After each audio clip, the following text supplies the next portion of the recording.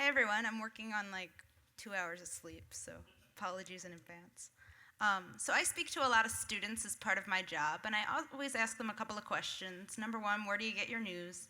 Number two, do you listen to anything on public radio? Most of them say yes. And number three, are any of you members of your local member station?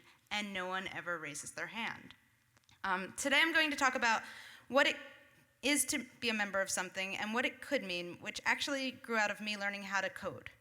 I started learning Python last January, and the more that you practice Python, the better you get. So about 6 months ago, I started attending Code for DC, which is part of Code for America. And Code for America gets people together in person to help out various city governments get information about city services to people online. But they do it in person, so they bring people together and they work on projects in person. Code for America, along with Coke and the HIV clinic that I used to work at in Philadelphia, I think are really good models for how we should think about membership in public media and also for-profit news organizations. Why Code for America? I just explained that. Why Coca-Cola? Have you ever seen their Share a Coke with a Friend campaign? It's designed with social in mind. Coke realizes that people are going to tag their friends who are mentioned on these Coke cans, and then they're going to create connections with each other through Coca-Cola, thereby both strengthening Coca-Cola as well as the community itself. Why the HIV clinic that I used to work at? I used to test a population that was not always literate, and we had to get them to fill out forms. So we had to think about, how do you create a form that people fill out if they're not literate? So you have to think about who your audience is and how to get them comfortable.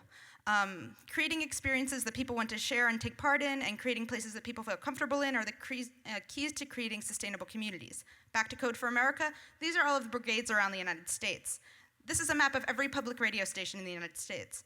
There are many, many more public radio stations in the United States than Code for America brigades.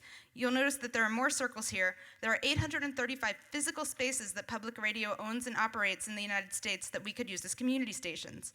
Moreover, people love public radio. There's over 60,000 people on OkCupid that mention Terry Gross in their profiles. That's insane. WNYC has dating nights for people who love public media to connect. People carry on tote bags. It's part of their identity.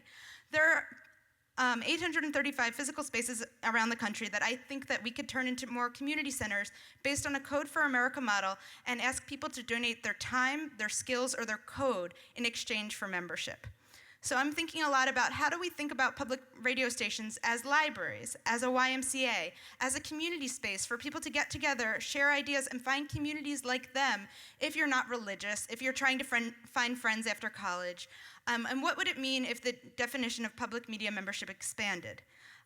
First, I think that we need to think what it means to be an active member of a community. When I currently say I support public media, that means I'm donating money. But I think that if the definition of public media transformed or expanded, we could think about it in different ways.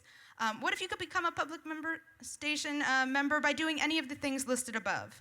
Many local stations don't have design or developers on staff. What if you could donate code? What if you could donate design skills? And what if you could meet people in your community by doing so? The Smithsonian recently created a project where they're having people transcribe things from their archives, and in doing so, people are getting behind-the-scenes tours of the Smithsonian, which I think is a great idea. They can't get people to do this quickly enough. I also think a lot about the word pledge. I hate the term pledge drive. I think it's a very passive form of donation. What if you could pledge to do any of these things, which would make you a more involved member of your community? How can we turn that word on its head? The original mission statement for NPR, written by my friend Bill, included the phrase, "It will encourage a sense of active, constructive participation."